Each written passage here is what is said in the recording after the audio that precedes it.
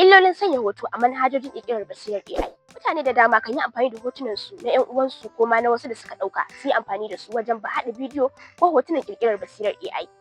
Sanya hotuna a manhajojin ƙirƙirar basirar AI domin su yi bidiyo ko hotuna masu kyau na AI da ake kira Deepfake na da illoli da dama. Ga wasu daga cikin illolin da ke tattare da yin hakan. Illa ta ɗaya, AI na iya baiwa mutum kyakkyawan hoto daga wanda ya ɗora, to amma fa hakan na nufin zai iya satar kamannin mutum. A gaba ma akwai yiwuwar ɓata suna. Na biyu, idan AI ya samu hotonka baka da damar hana shi ƙara amfani da shi a gaba kuma duk yadda ya ga dama.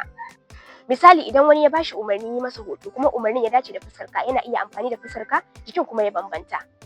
Na uku, sanya hotonka na nufin ka ba da damar ɗaukar bayananka, musamman alamomin hoton fuska da ake kira facial expression.